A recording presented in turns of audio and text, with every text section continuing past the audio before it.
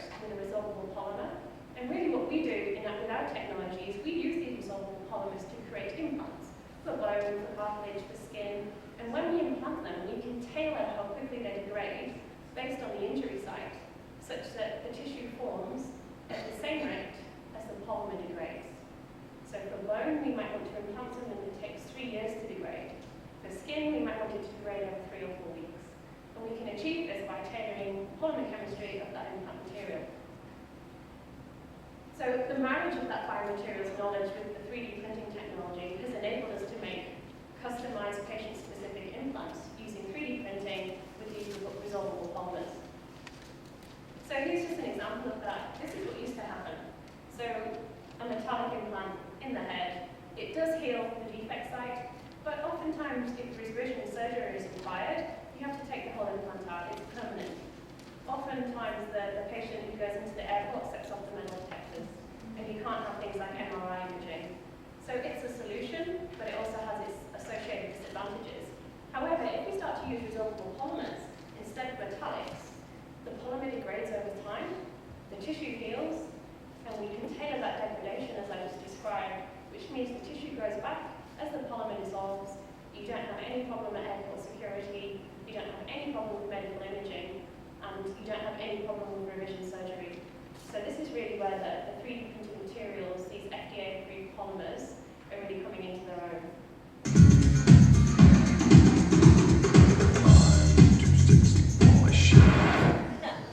Right, okay. So we've got our supermodel on the catwalk in those beautiful 3D printed shoes, which I also would have fallen off. And she's fallen down on the catwalk and she's got a serious head injury. What happens next? So our biofabrication research. I know, it was a long shot. So we've got this head injury here. Michael Schumacher may have had an injury, for example, he did, and this kind of injury is what occurred. So we've got this suspected head injury. We send you straight off to hospital. We need to give you a medical scan. So this is what happens next. You either have an MRI scan or oftentimes a CT scan. And this is really when we get to have a look at what your defective tissue looks like. So yes, you've had a bang on the head, but have you shattered your skeleton? We don't know until we've scanned that defective tissue in the hospital with the medical imaging. So what we can do as biofabrication experts, as 3D printers, is we can create 3D models of that defective tissue. And we can take that data set and we can, via various different steps, which I won't go into in detail, but we can eventually get those files that we've created through the scanning, through the medical scanning, and we can feed those into a 3D printer to create an exact replica of that defective tissue site. So a perfect replica of the area of tissue, whether it's the skeleton, the cartilage, the skin. We can create that 3D model and we can feed that into our 3D printers.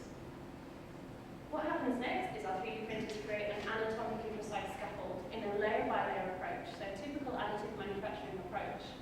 And we use ultra-thin fiber networks for this, whereby every single fiber of that scaffold is half of the size of a human hair. So we're creating biomimicry structures, which mimic the biology of the body. So the scaffolds that we create are very similar in scale to the collagen in your body. So it's a layer-by-layer approach. We're using these resorbable polymers. They're dissolvable, they're tailorable to degrade at exactly the rate that you want to dictate for which tissue you're using, and we can create a 3D structure. But then the cool bit starts here. So we're not just creating a scaffold. We can then print your own cells into that scaffold. So we can explant stem cells from you, we can feed those into our printer, and we can print those, these bioinks, in a hydrogel with your cells into that 3D scaffold at the same time as which you're creating this 3D structure. We can also put growth factors in there that stimulate the tissues to form. You might want to have extra blood vessels, you might want to have bone-forming cartilage, and we can tailor the growth factors to whatever tissue you're trying to heal. So let's zoom in there for a moment. We can see all of our cells that are attached within that scaffold, they're growing within that structure, and then slowly over time those cells will multiply. They'll start to fill all of those pores, they'll take over the size and shape of that scaffold, and that scaffold will dissolve. So you end up with a tissue construct. The scaffold's disappeared, the cells have proliferated, they've laid down the right bone tissue or the cartilage tissue, and the scaffold is dissolved. But before that happens, we implant that back into the patient. And ultimately, the defect is healed much faster than is currently possible with a lot of the metallic devices. And here's example of some of the scaffolds that we've done in our lab already. So you've got these bone scaffolds, cylindrical scaffolds for long bone regeneration. We can also create these for cartilage tissue, flexible scaffolds, and we can make them for skin as well. And some of these are available outside the lecture theatre in the queue for you to have a look at, for you to touch, for you to have a play with. So just very quickly talking about the scaffold technology is one thing, but what we have to make sure we're doing is we're not just relying on commercially available products, so commercially available printers, but that we actually evolve our technology ourselves within universities. And we're doing that here at QUT by building our own 3D printers. So we don't just use MakerBots, we don't just use the ones that we can buy on the market. We actually build ours, and we have some incredibly talented students, postdocs, researchers, professors here at QUT and all over Australia who are actually building these printers, designing them and building them in the lab. And here's one of our recent iterations. And you can see that they evolve with time, and these have been sort of many years in the making. And every single increment that we build, whether that's printing with polymer, printing with cells, printing with growth factors, when we marry all of those together, we end up with our ultimate dream 3D printing machine. And why is that a dream? So what's our vision?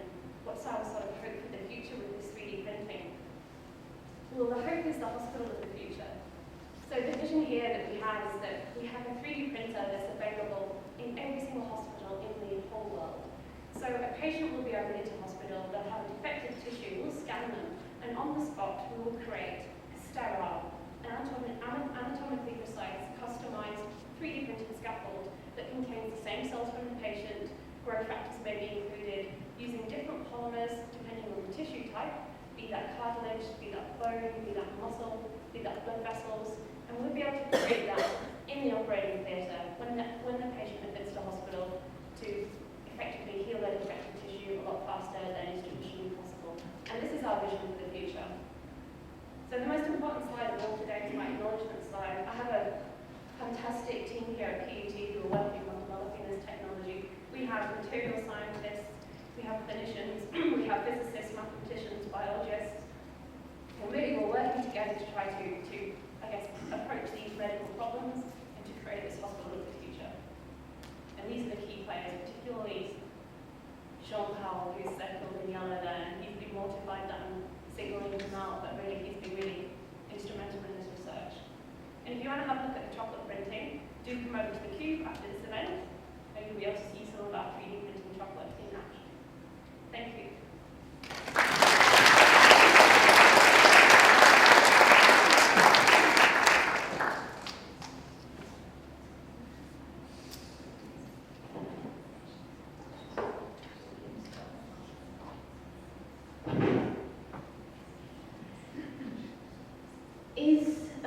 Someone got a question for Mia and is prepared to shout because I think none of these two microphones are functioning. Anne? Hi, thanks very much, great talk. How far away do you think is the first hospital of the future, and where will it be? Can you just repeat Sure. the question? So the question was, how far away do you think the first hospital of the future is, and where will that be? So it won't be a new building. A hospital of the future for us basically means incorporating our technology into any existing hospital that's already existing at the moment. So whether that's the PA Hospital of Wesley, the RBH, all of these hospitals actually already have 3D printing divisions within them. And what we're hoping to do is to be able to incorporate the biological aspect into those laboratories such that we can move it from being a laboratory setting to being a setting that's present in the theatre. So to answer the question about the time frame, I imagine that these printers will be in all the hospitals within 10 years. It would be within 5 years if we had an enormous fund injection into these kind of projects, but obviously medical research is very expensive, so it's not too far away. It depends entirely on the funding situation.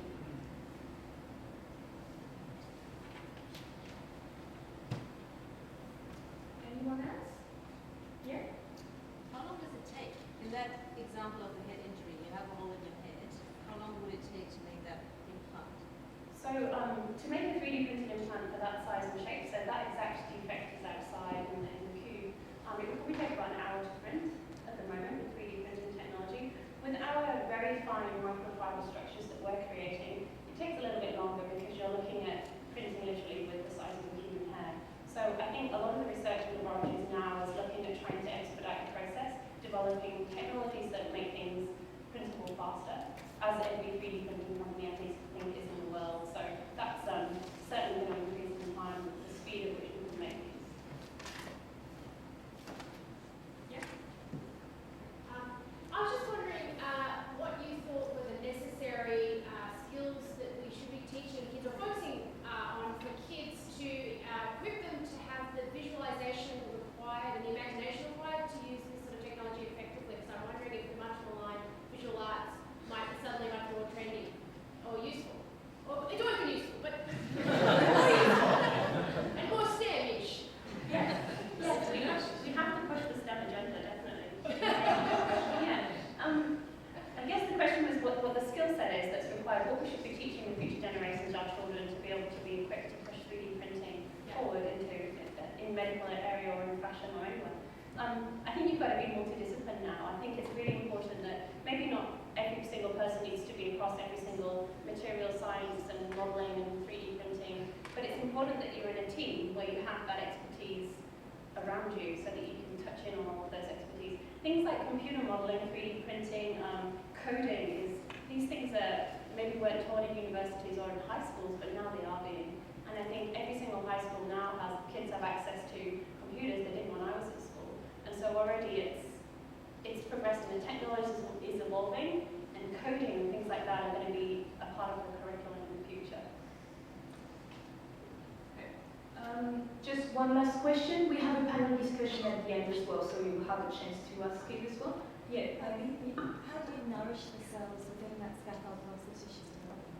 So what we do, there's two approaches to that. The first one is we do that in a bioreactor in the laboratory. So we have cell culture medium that we use that is effectively all the nutrients that the cells need to survive. And we can put our scaffold in a sterile environment where it's agitated, where it's got mechanical pressure, it's got oxygen tension, and it's got all of the nutrients to feed their cells. And that's how we do it in the laboratory. But really the best bioreactor in the world is the human body. So as soon as we implant an FDA-approved biomaterial into the body tends to take over and it does what it needs to do. So that's the best environment to grow any tissue in, is to just get it straight in as soon as possible. Right, please join me in thanking Media, please.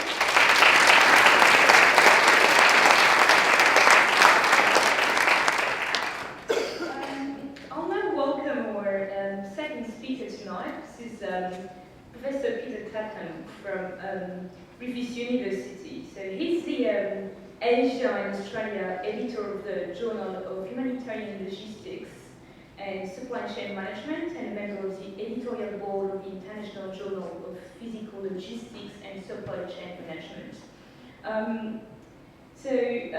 Peter teaches and researches supply chain management, and he specializes in humanitarian logistics, which is a logistic preparation and response to disaster. Peter also has a very interesting background because he's been in the UK Royal Navy for 35 years, very close to the rank of Commodore.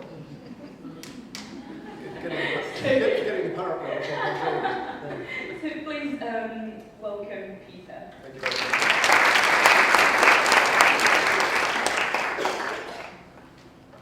Of course, you'll get from that I don't know anything about 3D printing. So what on earth am I doing here? Well, the straight answer to that is I'm a user.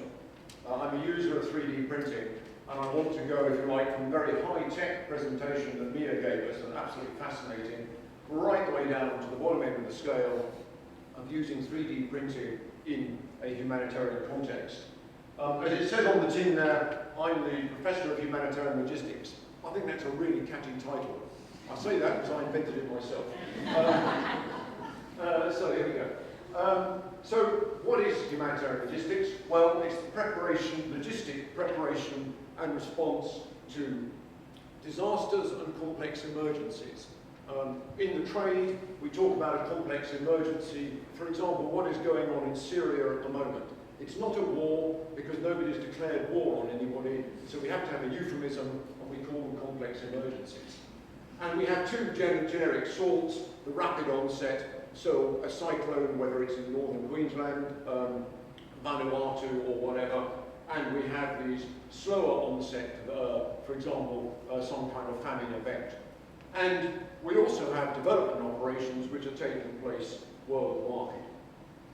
Now perhaps it might be a little bit surprising for you, but the recorded number of disasters, as is shown in the red dotted line on this slide here, is actually reducing. From a high point about a decade ago, we're down by getting on for 25%, which is actually a very satisfactory thing, and it does indicate that this whole preparation and response cycle is beginning to get a little bit better. But of course, still every disaster affects people, and whilst the raw number is reducing, typically the impact is increasing because, for example, of people moving into towns and cities, a number of cities with more than 10 million people, there's growing to over 25 in the world, and so on. So people are going into those areas, and if those areas get hit, then there is a much more significant impact. And of course, other things like global warming. If we think about the population of Bangladesh, about 1/3, which is to say around about 50 million people, are living within 2 meters of the waterline.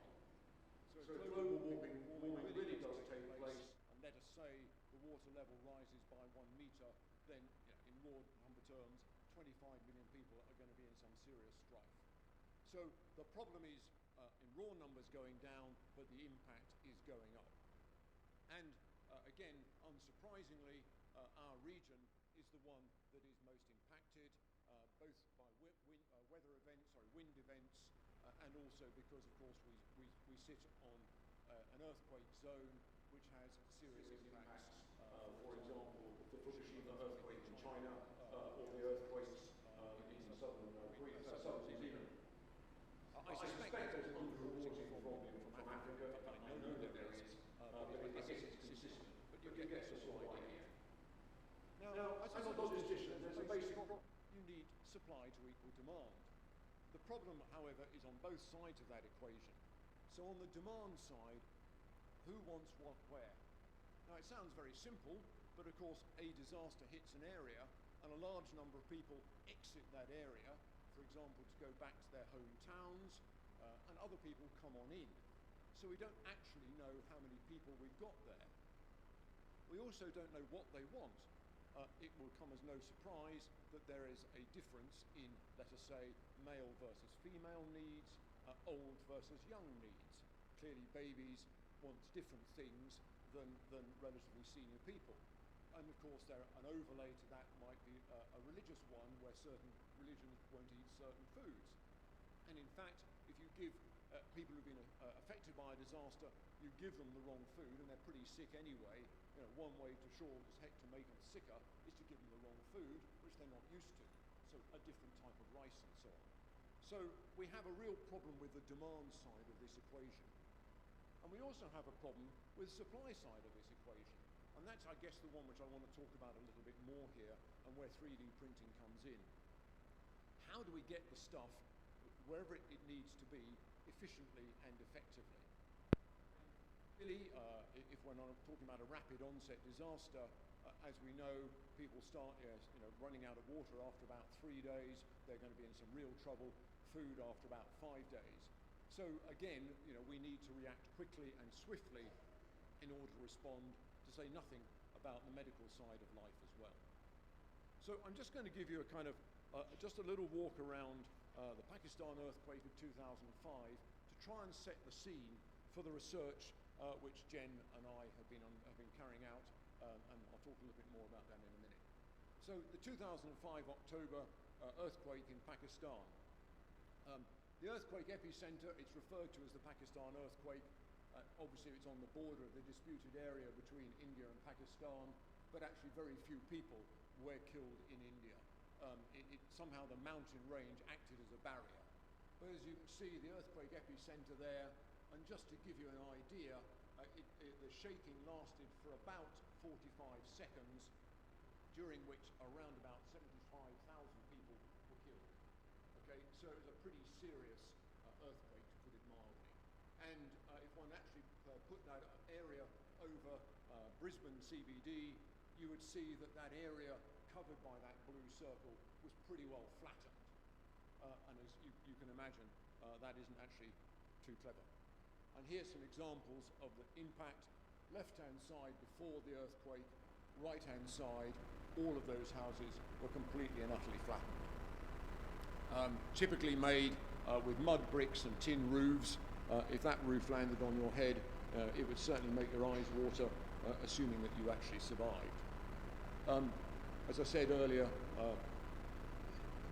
again, many areas were very inaccessible.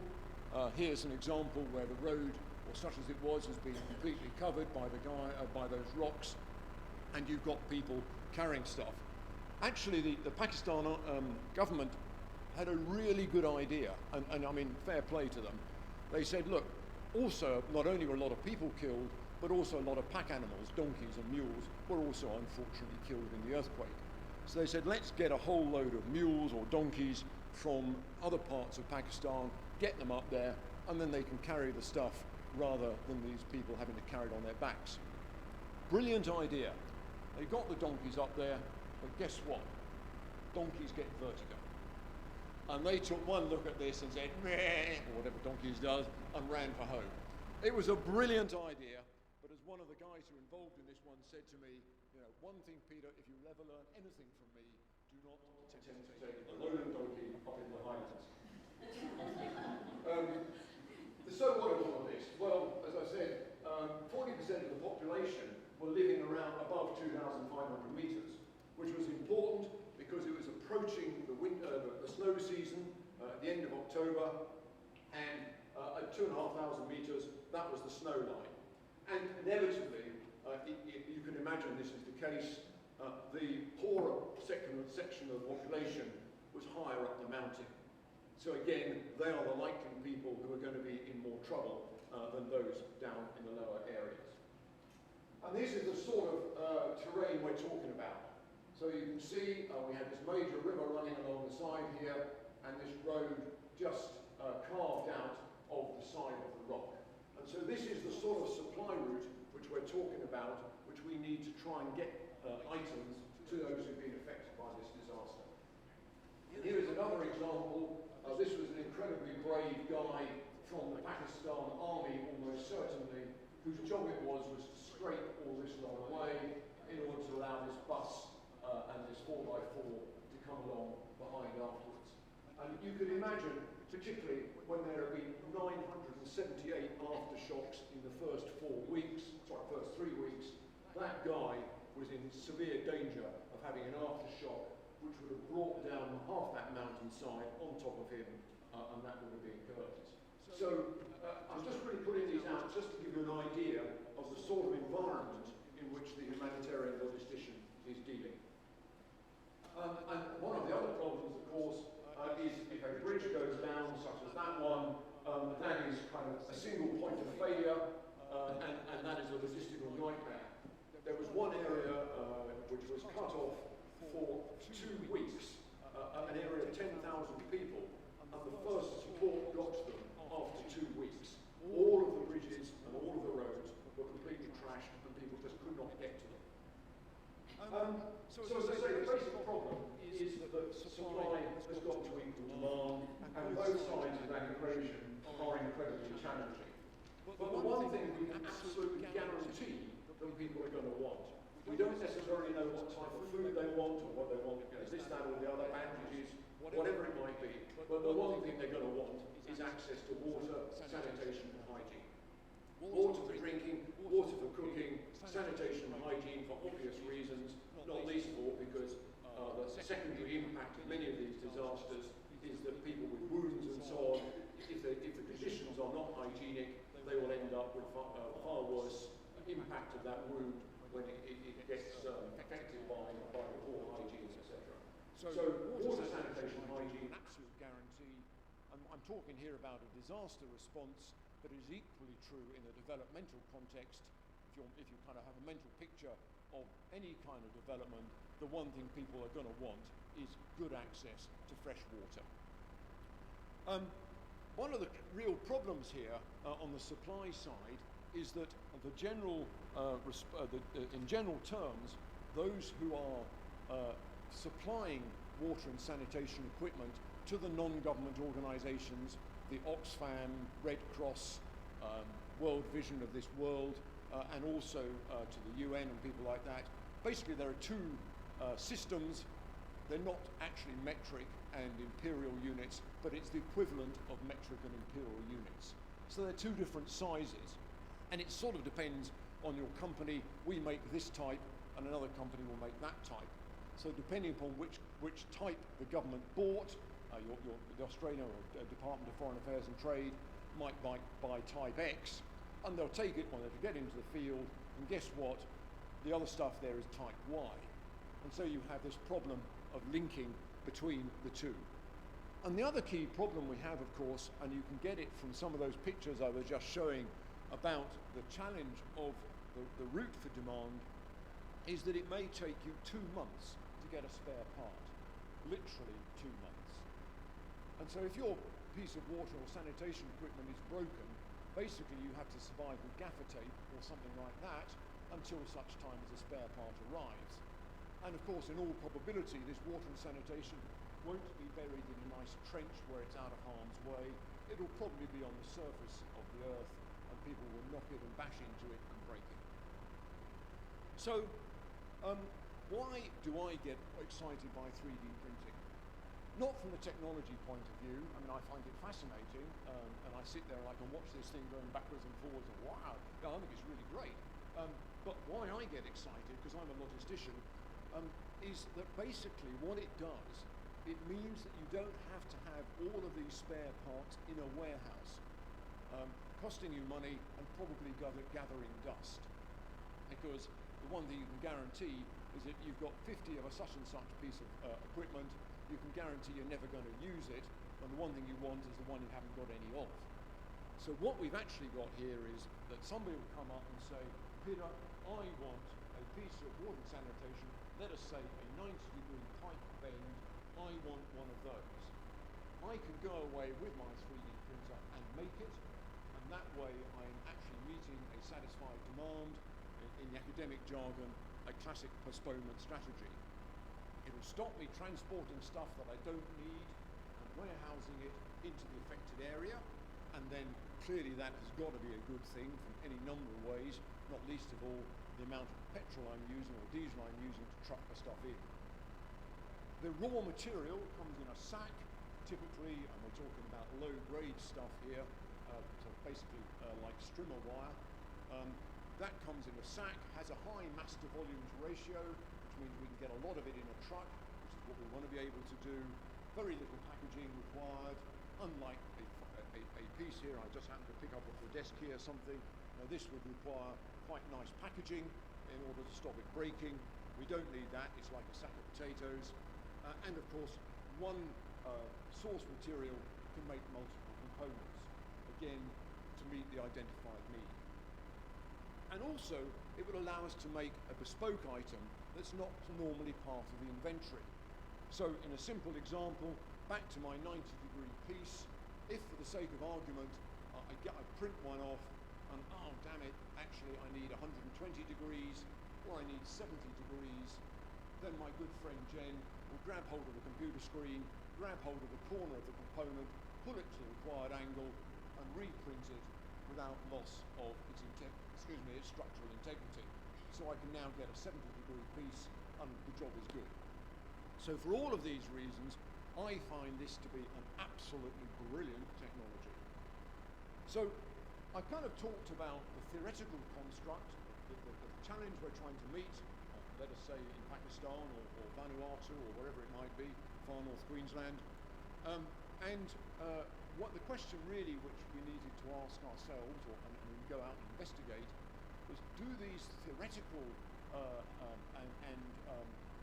benefits which appear in the for-profit world, do they also apply in this not-for-profit disaster or development world? So that was basically the question which we asked, and we went out to Kenya, which is where the headquarters of Oxfam GB is, and they support all of the African regions from Sudan down to Kenya and across to Nigeria. So they have that sort of L-shaped part of Africa being supported from that office. We took a 3D printer out there and we basically started demonstrating the development and creation of wash components, water and sanitation and hygiene components, like that 90-degree piece I just mentioned. Over 200 staff were present, and actually we discussed it with them, right the way from the head of Oxfam in Africa down to the office cleaners, who were absolutely fascinated by this and came along to see the demonstration. And the really interesting part was the wash engineers, so the water and sanitation engineers. They came along full of cynicism.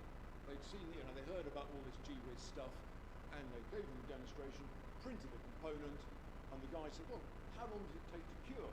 When can you use it? And our researcher said, well, you can use it right now. So he took it off the printer, handed it to the guy, who then gave it a proper drop test and flow test. Well, and guess what? It was fantastic. It was a instantaneous compound.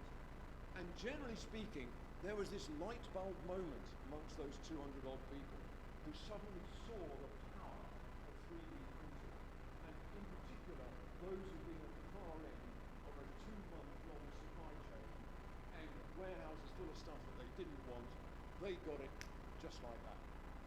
And in fact, one stage further, one of them, and he was talking about, well, of course, one of the interesting things is certain countries are a bit flaky about what you can bring in. They said, well, you can't have one of them for some obscure reason. So, of course, if you have a 3D printer, no problems.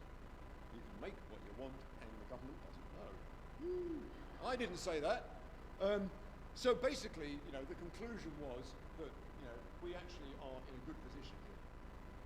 So just one simple example. I talked about this 90-degree piece. That's the example of it from the Red Cross catalogue, from the Oxfam catalogue. So it's a 90-degree joint, and the lead time from Oxfam's central warehouse to Africa was around about 2 months to their head office in Kenya, and then from there out to the particular location where it was needed. 3D printing, pretty well exactly the same component, about 2 to 3 hours. We didn't have quite such a sophisticated printers here. We're on the Mark I printer.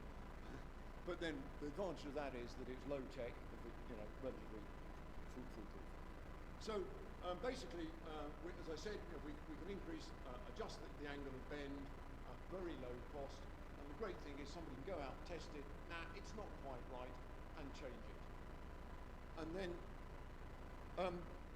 so in theory, we were able to demonstrate that this really is going to be, is going to work in this very challenging circumstance which I've just described to you. Clearly there's some issues. You cannot guarantee your power supply when you're on a disaster. Okay, often you have generators, but if you're making a large piece, and some of the pieces which we made in Kenya took over 8 hours to make, and typically they change the generators over after about 6 hours. And so you then stop one generator, all the lights go out, and then start up another one, everything's good again. So if you are going to be in that situation, you either have to have your own bespoke generator or some kind of battery setup to cover.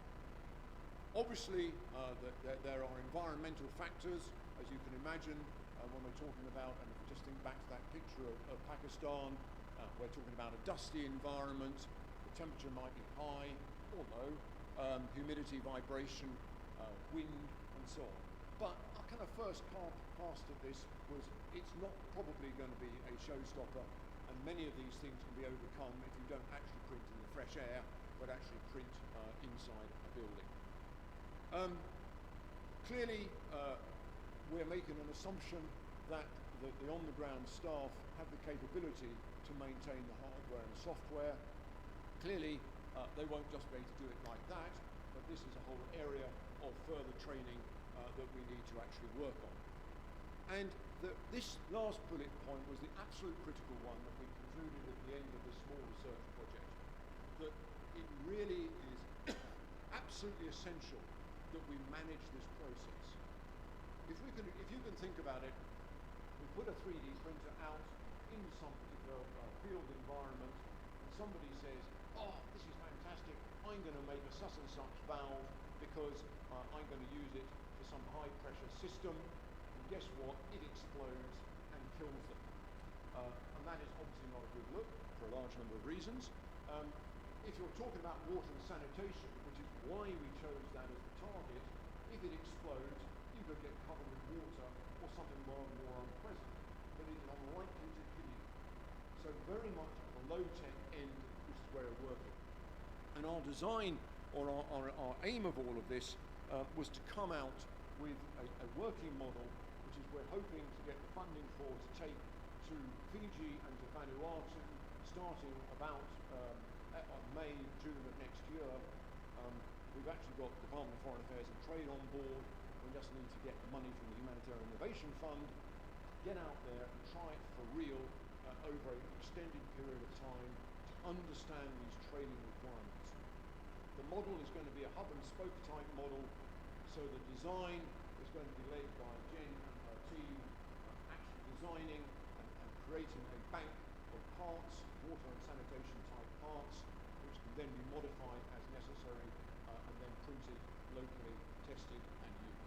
So our hub and spoke model is where we're trying to go, because clearly the alternative proposition is to have some expert going around every single location, but there are far many more locations that are experts. So we've got to get our local team to be trained and use the technology. Just some idea of some of the parts that we created on a very, very simple printer. Bottom, not quite the bottom, entry-level printer, with a $2,000 printer. $2,000, what's it, Jen? $2,000 printer? $1,400 printer. Okay, very entry-level printer.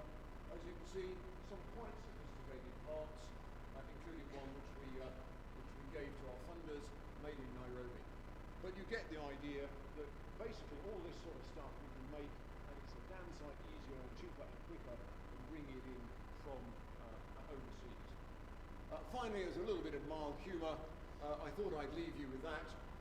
This apparently was a 3D printer which created another 3D printer, which presumably has the potential to create another 3D printer, and on and on and on. So the 3D printers are going to take over the world. Ladies and gentlemen, have you any questions?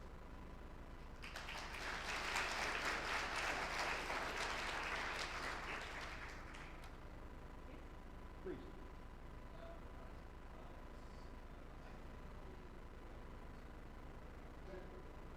So the idea is that you would get, so you've got the 2-month lead time, so then you can put that in, and then in the meantime order out the regular plant and get those. I mean, no, depending on the sophisticated bit, Jen this question, but you can see, I guess,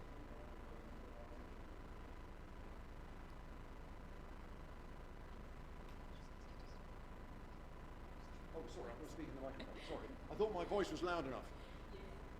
Please.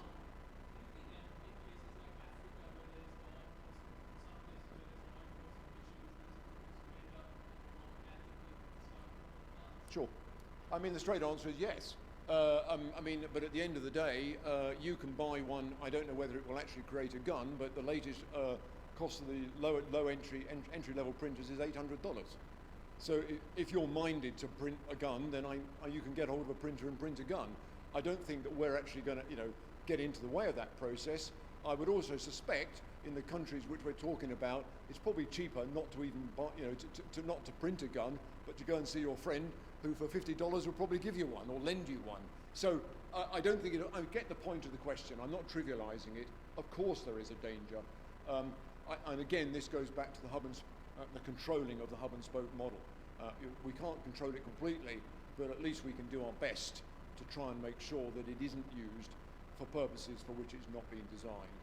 Can't guarantee it, but I guess, yeah, there's some horrible people out there. Sir, please.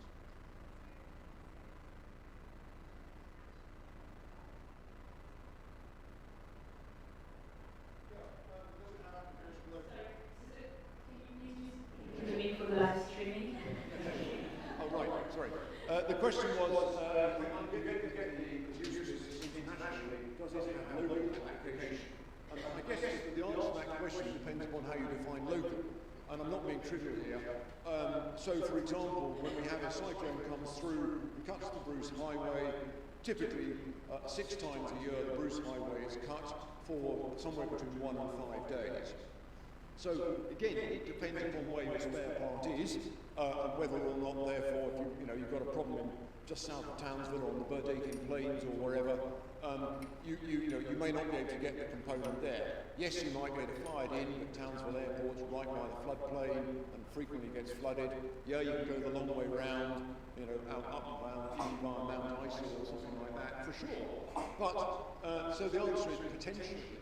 But then, of course, if then one thinks of the more far out places in the country where access is far more difficult, then in principle there's no reason at all why it couldn't be used locally. I guess personally, I see the benefits really being on a more international stage, however, to answer the question. Please join me in thanking Peter.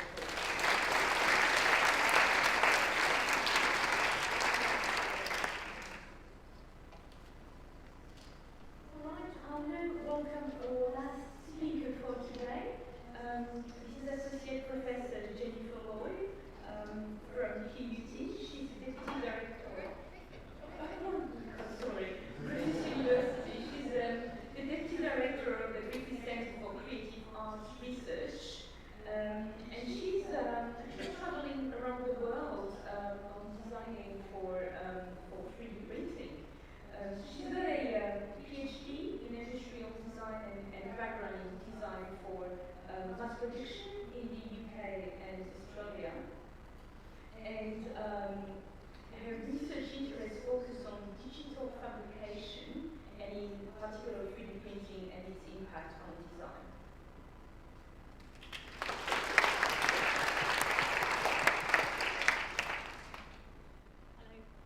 It's always fun to follow Peter, isn't it? He's really enthusiastic. I really love working with him. My background is in industrial design. I'm an industrial designer. I am the Deputy Director of the Centre for Creative Arts Research, but also I'm the Programme Lead of Industrial Design at Griffith, which is based in the Engineering Department and works with Queensland College of Art as well. I'm also convener of 3D Design Digital Media. Industrial designers, we're the people who have to make it work. So when we have ideas, people like Peter come to us and say, what can you do with 3D printing in the humanitarian logistics arena? We're the ones who are responsible to see if this piece is actually going to work when it's out there. Is it going to function? So we have to do all the engineering testing for it. We have to design it specifically for 3D printing, which, believe me, is very, very different to designing it for other manufacturing. We have to understand the materials, we have to understand the longevity of these things, and we really have to kind of make it work. Industrial designers are problem solvers. That's what we are. And so we kind of really have to be divergent thinkers, but we also have to understand technology and processes and how you actually make things work, which is taking us with 3D printing into all kinds of areas. So what Mia was talking about there, we have designers who are working in regenerative medicine. And one of the reasons for that is because we have particular skills. For instance, in organic modeling, we can do the most incredible organic modeling you could possibly imagine. And so somebody working in, for instance, dentistry and regenerative medicine who's building scaffolds, who wants particular forms, is going to come to us to look at how you actually implement that. So we found 3D printing is taking us across areas in things like forensics, we're working with the museums, we're working with some medical to do a lot of very innovative prosthetics at the moment. And we've so we have to kind of provide those sort of very tangible skills to make it happen. So fashion. Now fashion is not an area that I ever thought I would be involved in. It's not something that I'm kind of, as you can see, I was looking around before thinking, oh gosh, there's other people should be really talking about fashion. I'm interested in it from a technology point of view and also from the impact of the sort of creative arts influence on the development of scientific research.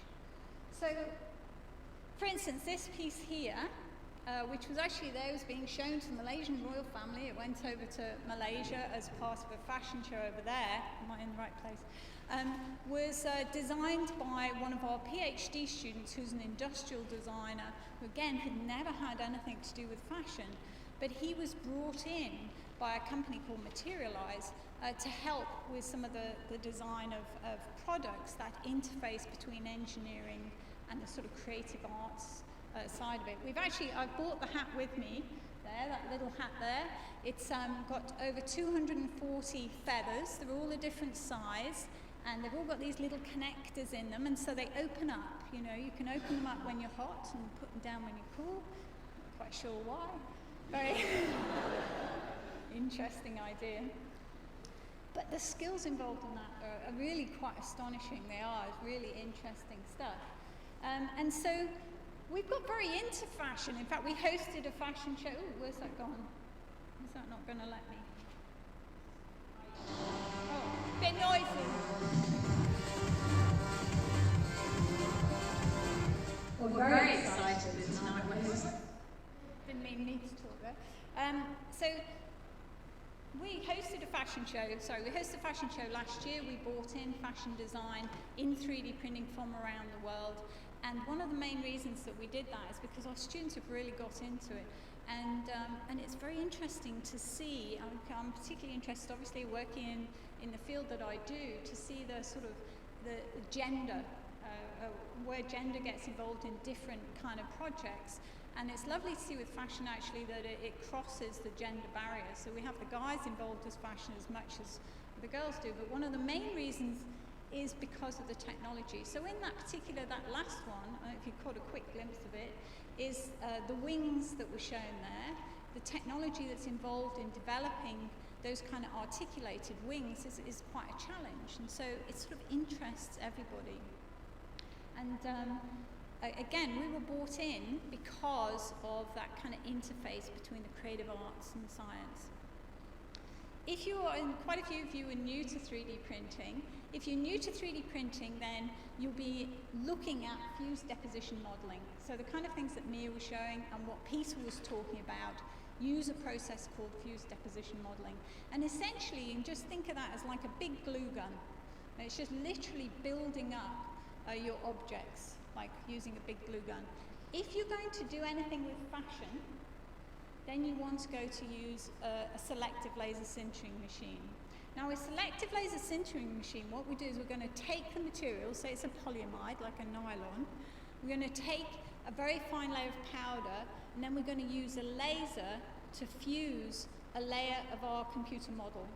And what that means is that we can literally put our hands into the powder and pull out the completed object as a full assembly. So here, for instance, that's a piece one of my students did when she was going out on a Saturday night.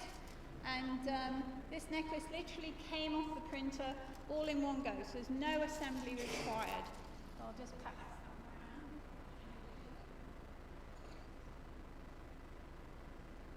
Now, the difference is that one of the little fused deposition modelers start, as Peter said, at about $600 to $800 in Officeworks. The kind we're using in that project is about $1,400 now. You know, we have larger ones at about $65,000, and you can get ones that print houses much bigger again. The selective laser sinters, the minimum cost of one is about $300,000. So it's not something that you're going to have at home. But if you do, I'd really like to come around for tea. But you'll find there's lots of online service providers now. It's a different way of working. It's a different way of thinking. You don't need to have it at home. Because of the internet, it's much more efficient, it's much more sensible for us to be using online service providers and send those objects to you wherever you are. So it means that you can get involved in designing your own fashion sort of really very early on, very quickly.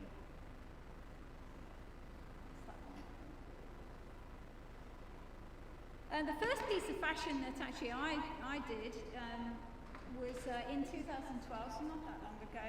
And I was just exploring really what it was about.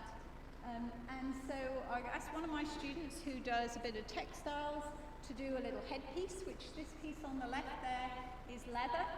And she just did a little headpiece for that. And then my PhD student Sam, he had a bit of a go. The next images of a SolidWorks model, and then I did the next one, so I kind of just tried to make it a bit more, give it a bit more, and then the final one is how it printed out, and it was chosen to be shown over in Belgium, and it's been to America as well. And again, I bought a couple of these here. I won't put it on because I look awful in it, but if you'd like to try it, you're very welcome. No. You'll see it's a bit pointy, so be careful back, so you can tell I'm just no clue when it comes.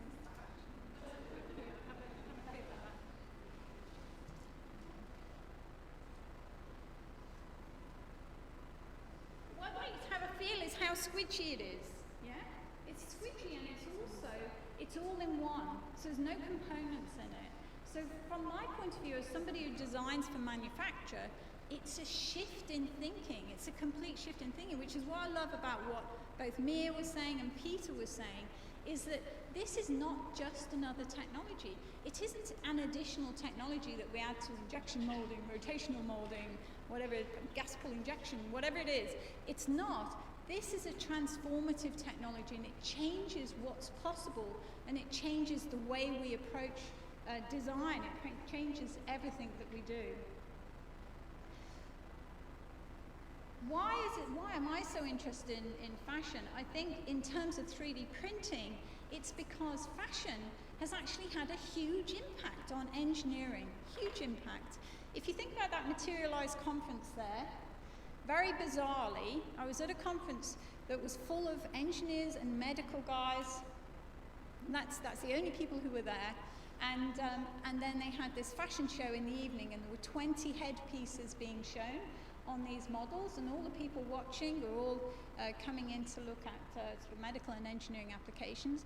And all the pieces designed were designed by people like me, you know, who haven't got a fashion background, but who have a technical background in terms of 3D printing and additive manufacturing, as it's technically called.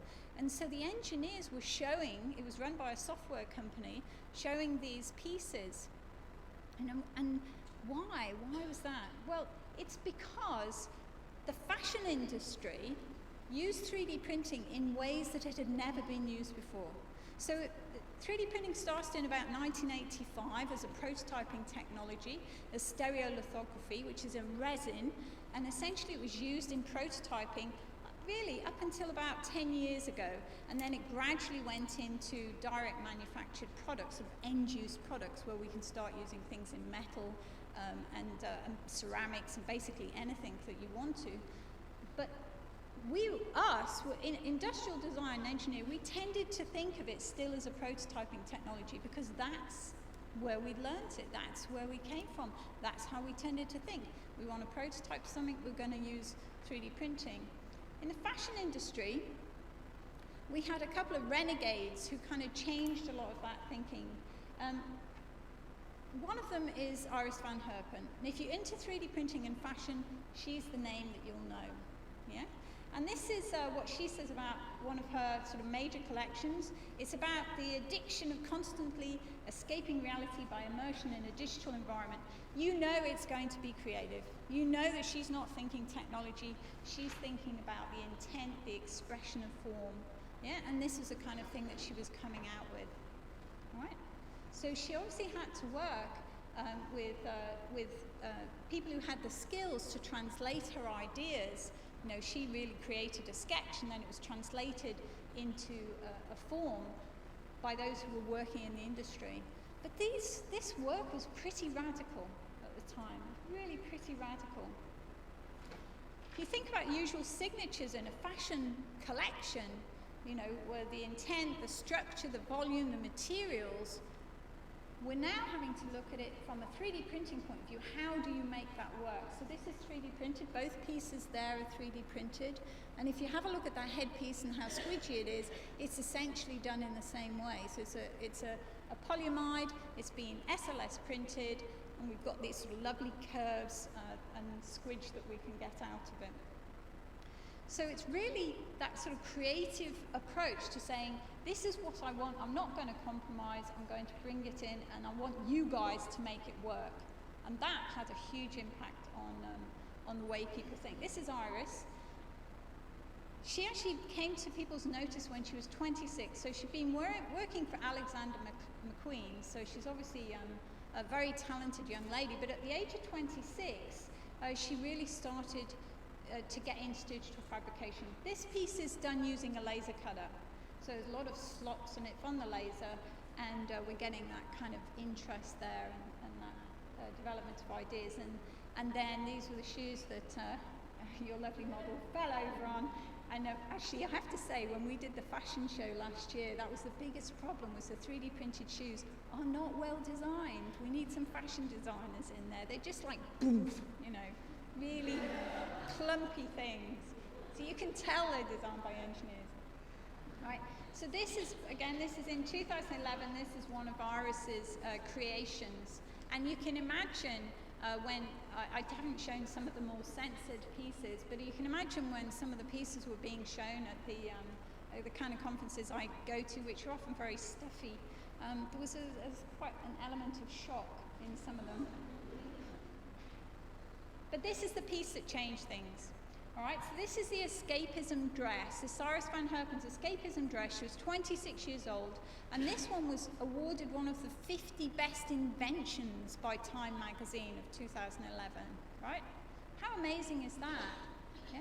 And again, she knew what she wanted, and she wasn't willing to compromise, and everybody else just had to make it happen. I love having creatives in a scientific research team. Right? Because it changes the way you look at things. It creates divergent thinking, out-of-the-box thinking, coming at things from a different angle. Please always put creatives into any scientific research. It makes a huge difference. So, this is the sort of thing that is now developing.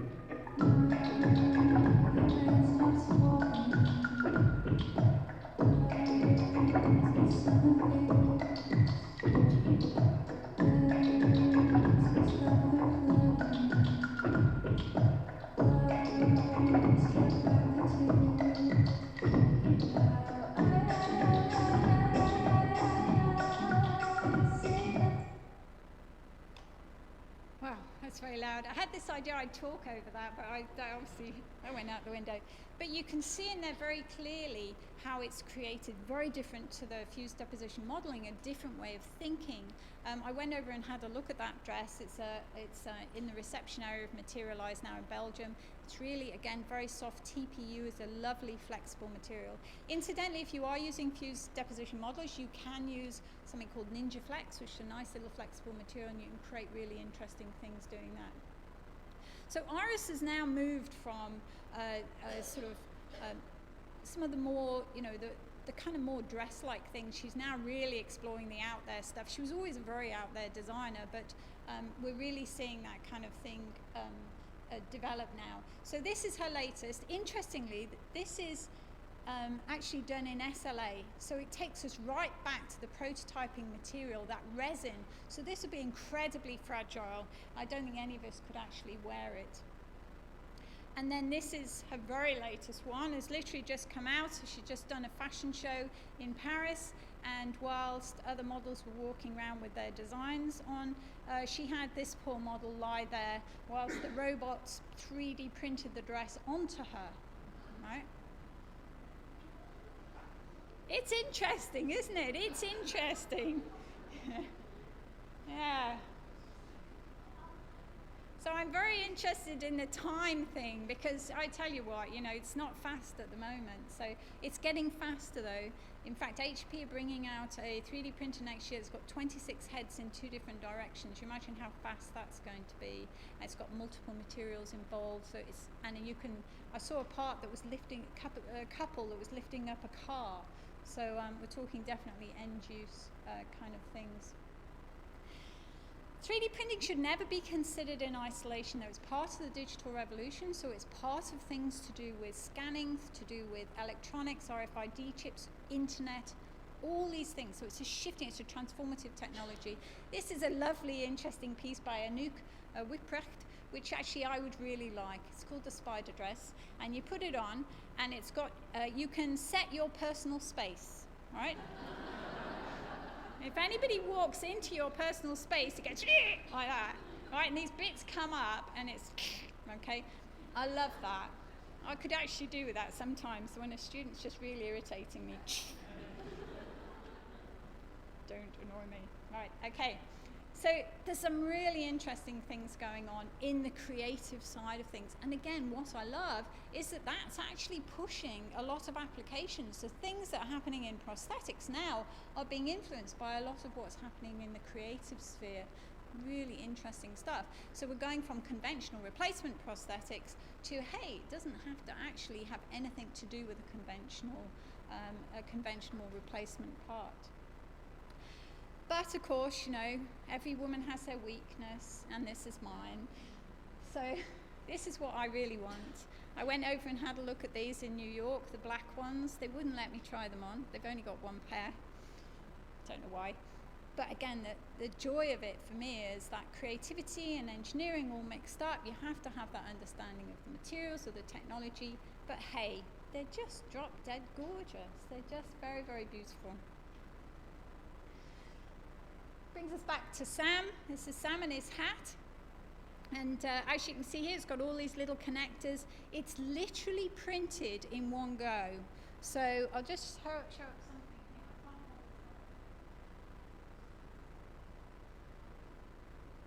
So this just gives you an example. So this necklace is designed and created by Casey Fitzgerald, who's one of our students. And it was printed all in one go. Casey, incidentally, now works in medical modelling. She 3D prints heart stents in Malaysia, materialised. So, you know, fashion didn't do her any harm. Yeah?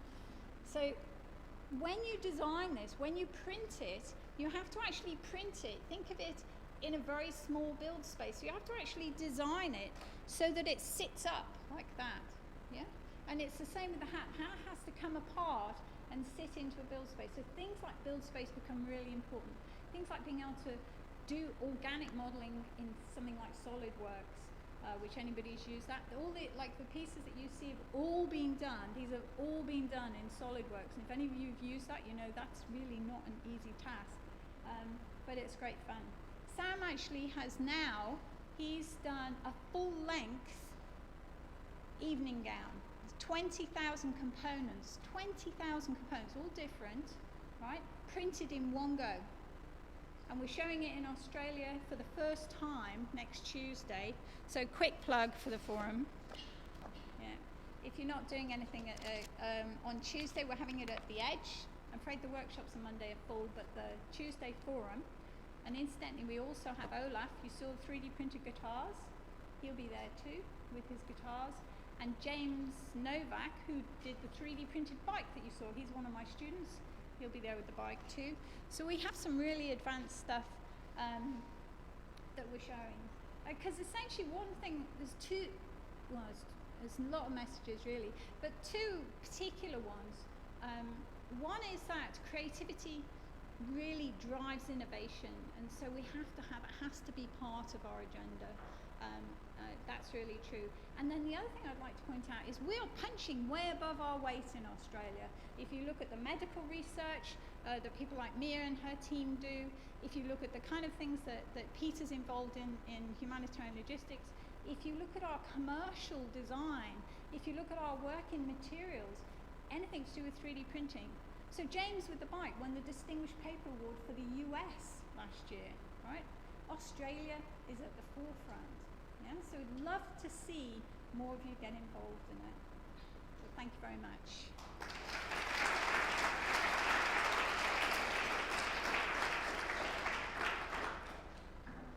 Do we have any questions? Really? Was I too long? I was, wasn't I? Was I too long? No. Yes.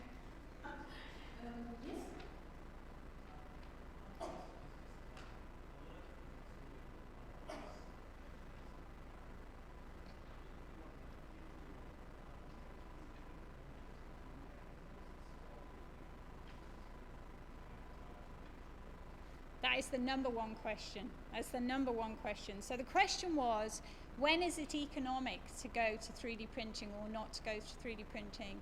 And so when I first started getting into commercial manufacturing design in 3D printing, which is about 5 years ago, that was the number one question. It still is number one question that people would come up to me and say, and they'd say, well, I'm making this, we've got fantastic examples, but you know, I'm making this bollard cap, and it's folded steel, and we looked at 3D printing it, and instead of costing us $10 a go, it's going to cost us actually $500 a go, and this is a stupid technology, and what are we ever going to use it for?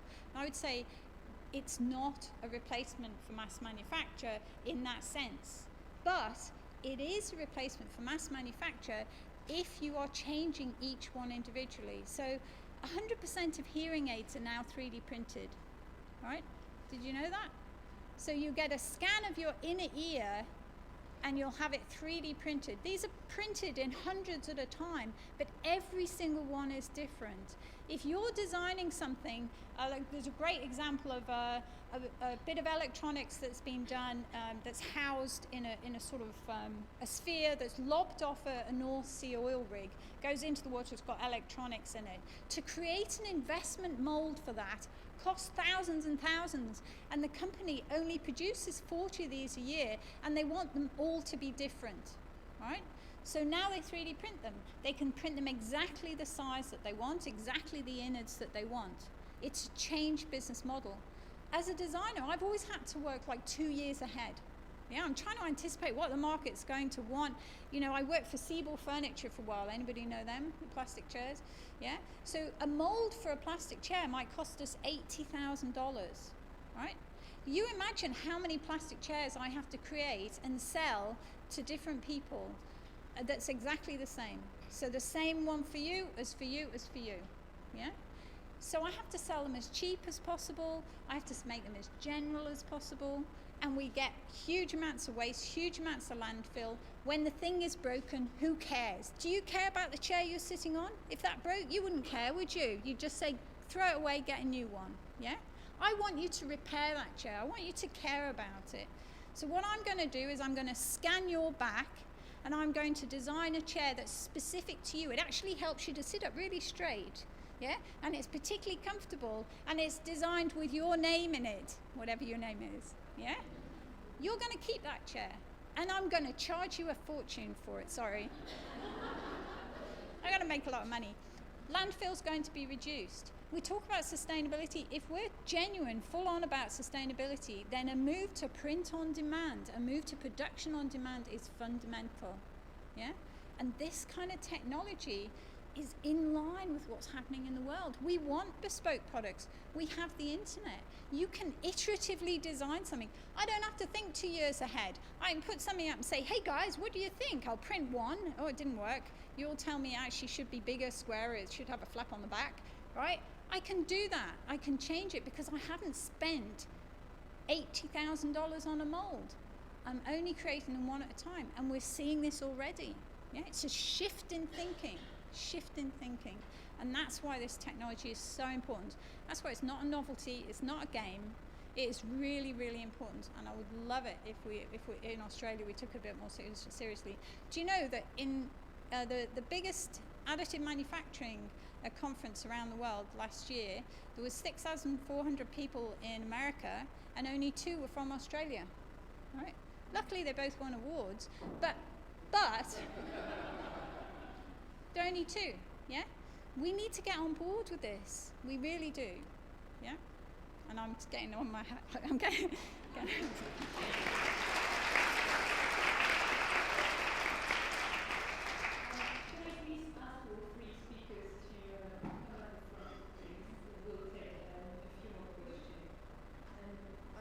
managed to get the microphones working because I'm a woman in technology. Before we get started with the panel, I see some younger people here, and I see I have Marina here. What would you love to print, Marina? Is there something you would like to print? Fashion. So you make sure that this is done. Change for you and you have a big shot to her. I have to ask you school, tell your school that we're running free workshops for schools and you can come in and do fashion with us. Yeah? Just let them know.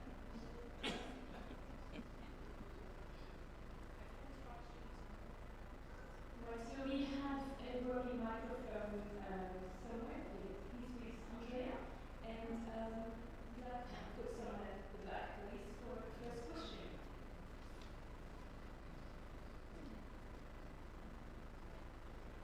I was just wanted to walk around. Jen mentioned about prosthetic limbs. Jen's been working with people in Laos, and one of the issues there, a lot of them are tea, is it, or coffee planters. Anyway, they would like to have a prosthetic limb which has simplistically a pair of scissors on the end of it, because that helps them do their day job better, and that's perfectly designable. So rather than having a regular 5-fingered, whatever, 4 fingers and a thumb, you have a pair of scissors. Thinking differently. swap it over. And you swap it over at the end of the day, take that one off and have the tea drinking arm on the end Design of the for day. ability. One of my students actually designed a leg that, a prosthetic leg that's got a speaker inside it, so when you walk along you can feel the vibe of the music up your leg. It's got lights in it, I have no idea why. It's connected to his smartphone, so it tells you the temperature and how far you've walked, and also it's got a charger for your mobile phone. I mean, it's very tempting, isn't it? and you can get a 6-pack in there as well, a beer.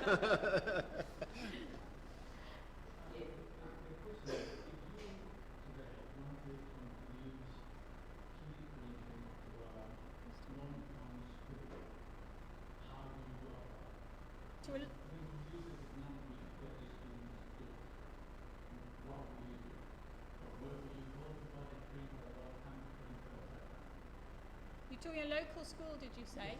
Yeah. Are any of these mics working? Is that, yeah, okay. Schools, actually you'd be amazed. Schools, thank you. Schools have been fantastic. I have to say, if you want to learn about 3D printing, go to the schools. They're absolutely brilliant. They are, aren't they? And so what we're finding is that the school kids, the schools are bringing in the little FDMs, usually something like an up or a cube or an up mini, something like that, and working with them. So they have like the Formula 1, the little racing car challenges at schools, and they all do that, and they all 3D print with that. They're far more au fait with the technology probably than the sort of 16 to 60 the rest of us, you know, so which gives me great hope. You know, I think there's some fantastic work being done in schools. I think just to add to that as well, certainly if schools don't currently have 3D printing expertise in there, a lot of the universities run schemes where we would embed our researchers and our students into schools to enable the children to be able to work with models and to be able to learn the coding and the design and the simple sort of 3D, the enabling technology to let them to be able to make their own products with the 3D printing. So, well, the printers are very cheap. You can buy a printer for less than $1,000 now, so they're easy to build. Have a look at our chocolate printer, and we'll build one for your school. Just on that one, I mean, the price of it is Moore's law on steroids. The price of the similar printer was 5 years ago was 10,000. So in 5 years, it's gone from 10,000 to less than 1,000. So, you know, you get the idea. Yeah. Cool. I might just ask the next question. With what we've seen today, I think in what is currently happening and what you are foreseeing for future, I can see a really new jobs of the future, and how we always talk about STEM and STEAM and STEAM and the jobs we'll have in 30 years will be completely different from the jobs we have today. I'm thinking in what you've been showing today is will we have 3D design engineers in the operation theater designing a scaffold for school? Will we have 3D printing engineers designing and maintaining the machines in, after a disaster, for example? How do you see that I think that certainly Jen talked about that earlier on. I think oftentimes we think that 3D printing is an engineering feat and that you sort of have to have an understanding of materials and engineering, and to an extent you do, but really we have this need for creative minds to be working in that arena. And you look at the beautiful fashion that you can start to make, and I alluded to in my talk how you can sort of create these beautiful dresses that fit, and you can also apply that in a medical area. So a medical doctor doesn't necessarily need to have fashion design expertise, but a fashion designer could easily work on a medical product, and in fact some of your students are now embedded in these medical technology areas. So I think 3D printing is revolutionizing the world, and if students in schools, and a very simple way is to train them in how to use 3D printers by designing, by coding, by getting the being able to make what they're initially designing in the classroom. And that's really the way to train them in the future, STEM, STEAM, STEAM, whatever we want to call it, moving forward. And I think those skills are essential for the future. Well, we completely redesigned our degree about 2 years ago, and quite radically so, because I've taught product design engineering at universities in the UK, and then coming over here, starting an industrial design program over here. I was very keen that I would like to start afresh from now, not from sort of bringing the sort of baggage of the last 100 years with us, but to look at really what we need now. And so I often think that our degree should be called Industrial Design Digital Media, because as well as the conventional technologies and things, they learn scanning, they learn electronics, they learn all the kind of the new elements, because that's where the work is, that's where the interest is, that's where the students want to work. They're wildly enthusiastic about it, and the range of things that we get involved in are really across the board in new ways, and so we're constantly looking at new ways of working. I think education needs to change. I think it's very dangerous to kind of constantly look back. I think we have to look forward and see sort of where the developments are, and make sure that we respond effectively to that.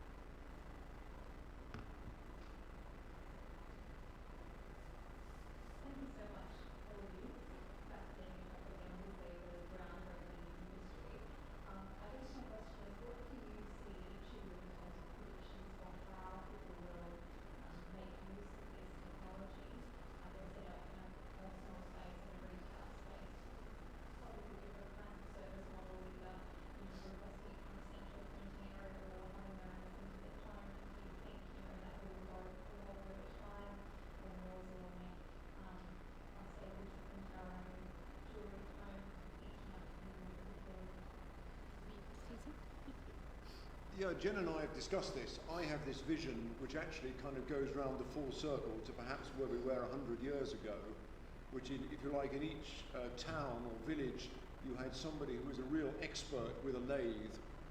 And so they could make, you'd say you want a such and such, come back in half an hour, sir, or something, and they produce one. So I have this vision, you're going to actually replicate that, where you're going to have an expert in each small community with a 3D printer who will be able to meet the needs of that community.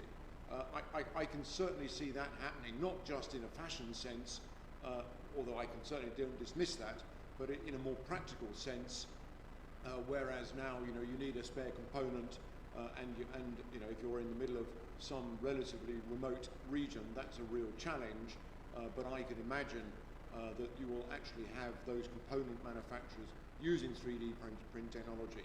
It's already there conceptually. One of the big logistic firms, is it UPS or TNT or DHL, I've forgotten which one it is, has now set up 3D printing bureaus in the States. They've worked out their business model is seriously threatened by 3D printing. What do they do at the moment? They truck finished components around the world. If you don't need to truck finished components around the world, merely the raw materials, then your business model is looking shaky. So they created 3D printing bureaus in the same way, if we wind back 20 years, you had photographic printing bureaus. So I personally see that kind of idea coming out, and they will sit, putting my logistics hat on, at a logistics node and servicing a local community, supported by the technologists and the designers, probably more centrally located, so that you come to the designer with a problem, the clever people there come up with a solution, press the button, downloads it, and you have the answer to your question, you know, there at hand very quickly or relatively quickly. That's my personal vision. I've kind of, mine's sort of slightly different in that I think it's more to do with, if you look at the internet, and if you look at the fact that, like, I mean, I wouldn't be buying shares in TV stations at the moment, would you? You know, how many kids actually watch television? They just stream things off the internet now. Do you do that? My daughter goes through so many downloads. But they have a completely different way of looking at the world, and they very much expect things to be bespoke. There's that kind of constant, there's that interaction between suppliers and consumers that's very, very different. And so I think we're seeing, it's part of that kind of globalization really, that we're seeing distributed manufacturing, we're seeing distributed designing. So I can design something here and send a file through to Norway. If somebody wants a particular product that I've designed, they can download it there, they can print it. And I think it's all part of this sort of shift in the way we buy, the way we consume. I think 3D printing has become a catalyst for that.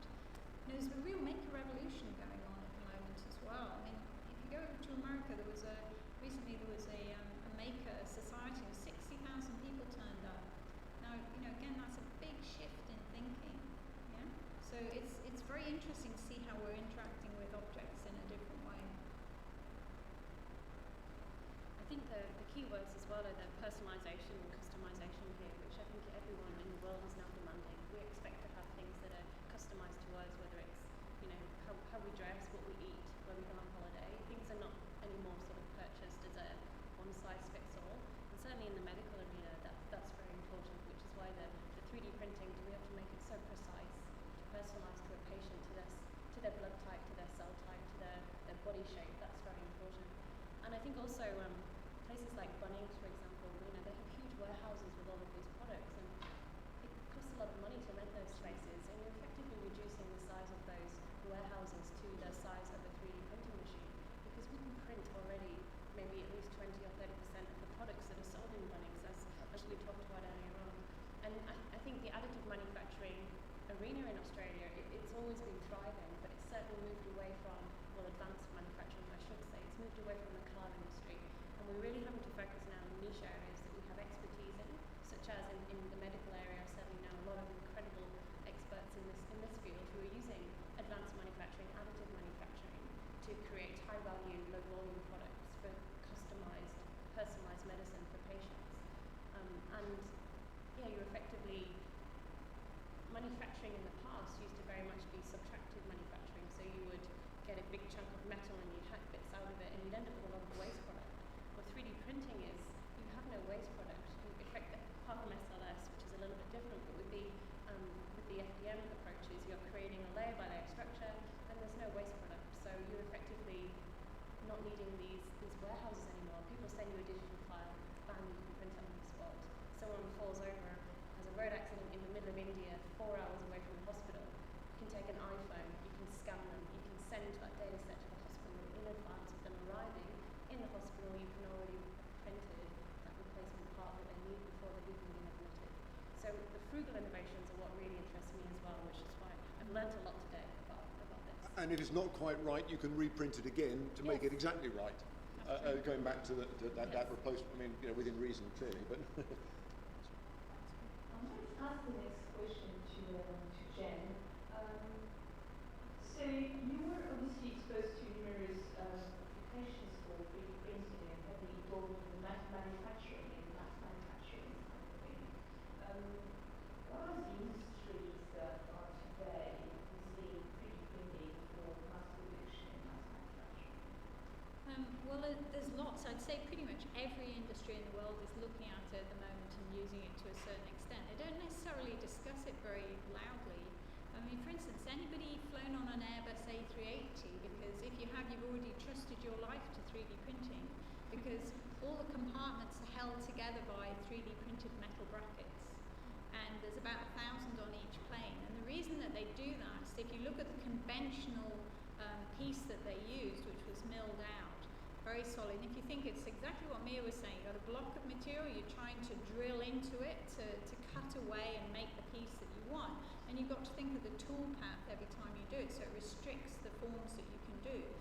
So you end up with a piece that's, might be, I don't know, maybe a kilo, in weight. And it's not that you want that kind of weight, you actually want to optimize it, but you can't because of the tool path.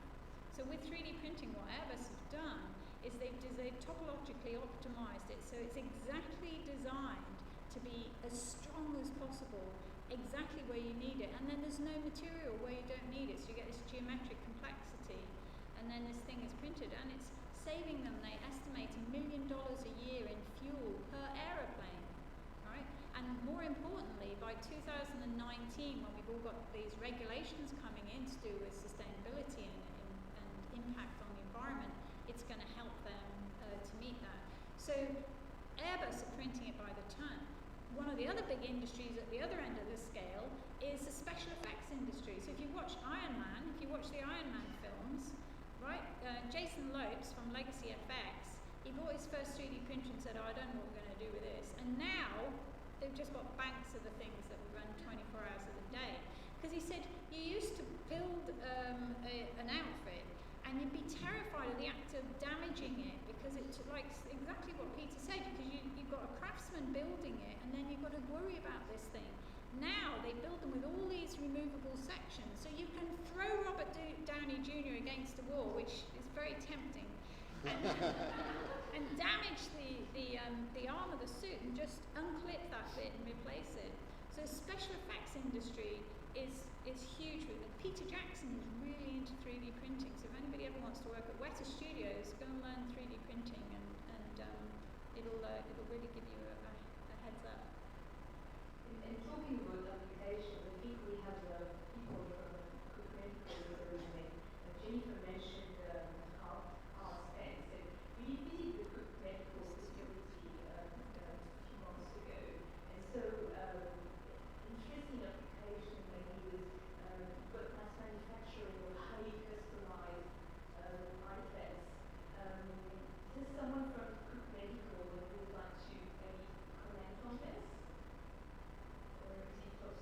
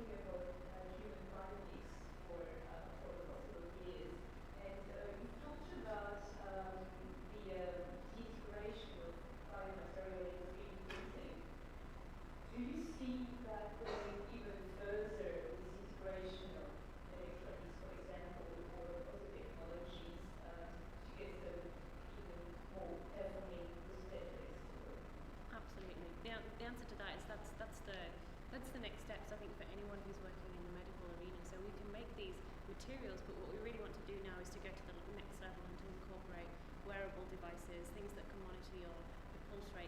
We have a colleague in the audience today who's looking at sort of wearable organic electronics, so measuring glucose in the body, these kind of things.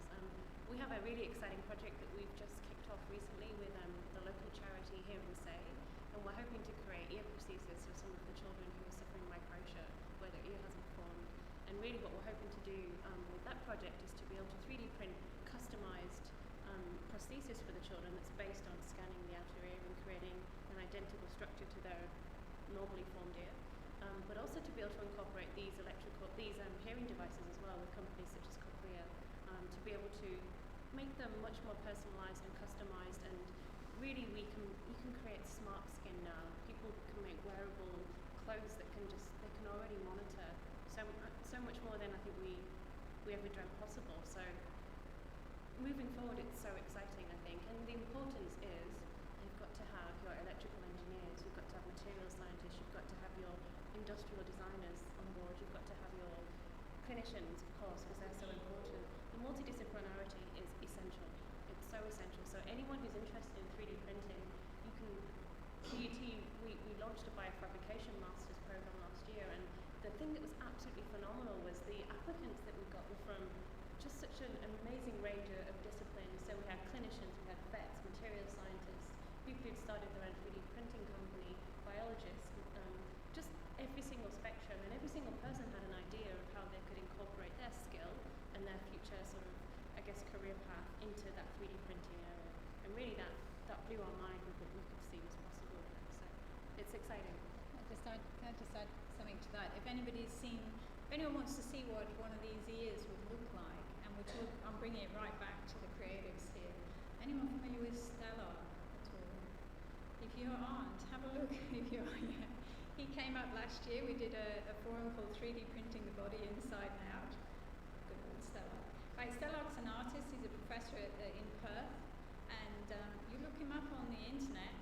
Probably it's not something that kids should look up before bed because it might give you a scare. But essentially, what he did was he 3D printed a scaffold in the shape of an ear and had it implanted under his skin, and then the material got reabsorbed whilst his own cells grew around it. So he's essentially got he's got an ear on his arm, and it looks like an ear. You look on your phones now, Stellar ear, and you'll see this. Gave me a fright of my life last year. And he's got it embedded in it. It's connected to the internet, so you can talk to it, and it actually records what you're saying. You can look at it on the internet later. Very, very strange. But this guy's been doing this for years. This is the sort of thing he's been doing for years. And so again, I love what Mia's saying is that we bring all these different kind of thinking, all this different thinking together in new ways, and who knows what's possible. We can take one last question.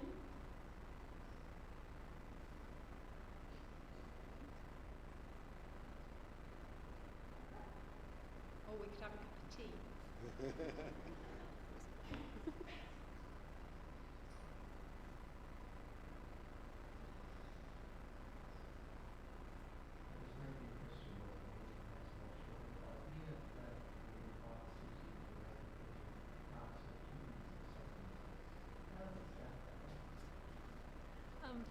It doesn't.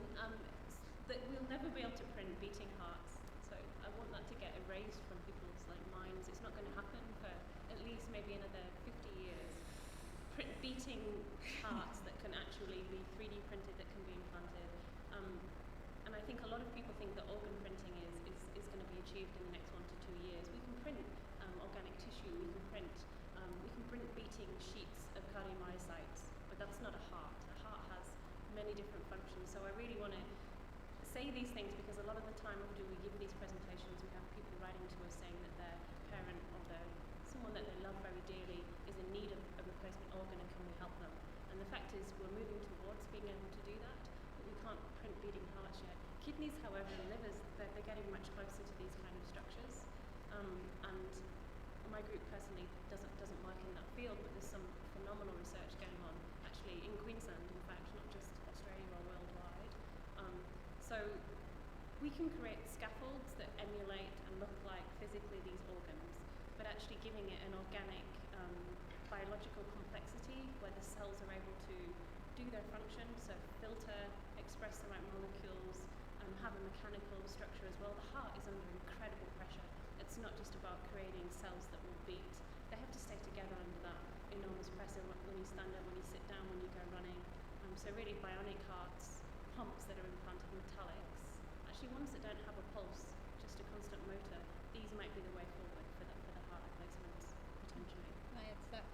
Our head of engineering, Jeff Tansley, that's his area, is 3D printed metal, titanium 3D printed artificial hearts.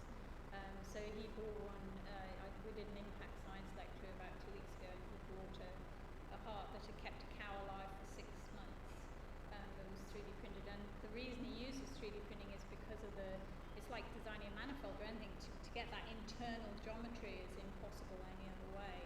And at the moment, this thing's pretty darn heavy, so I wouldn't see it in a human, but it's certainly, it's astonishing how fast developments happen, and to see that and to see what might happen in about 10 years, it's a really interesting area. Well, please join me in thanking our speakers.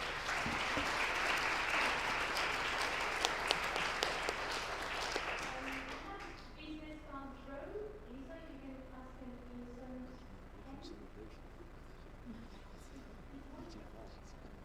someone says not me. Yes, you can have it walk around. If you want more 3D printing, there is Jennifer's event with Griffith next week. That is a comic, so that's a good way to keep going. A few remaining technology events for the end of the year. We have our last professional development workshop. I'll put the date completely wrong. Sorry. 25th, thank you. You'll be experts, time to act like one. We got an ICT series breakfast, and our Christmas party will be on the 9th of December. All that information is available on the website.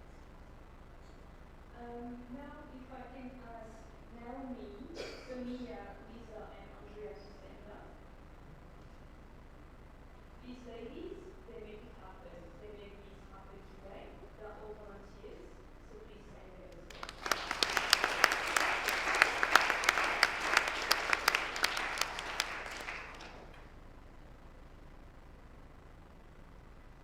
Are we good with business cards? I'm just going to have the draw, Lisa.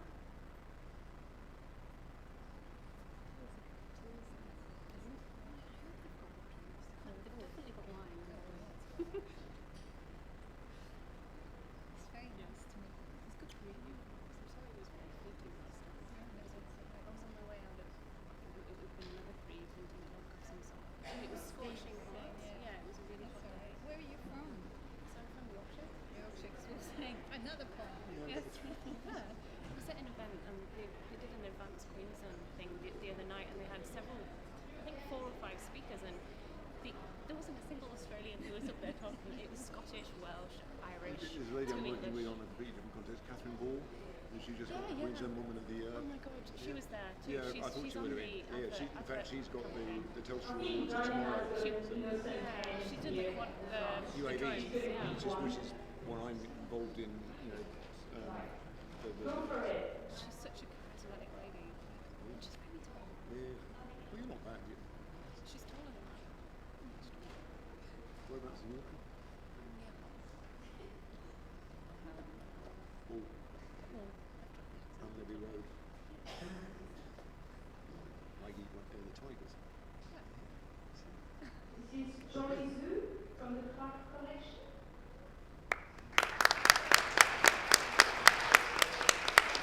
Joy has been one of my very modest 3D printing jewelry designs, which is nothing compared to what Jen presented today.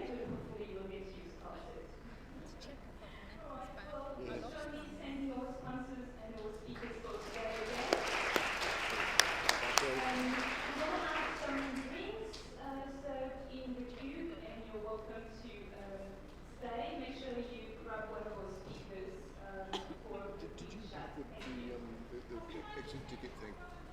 Yes, it's actually in my back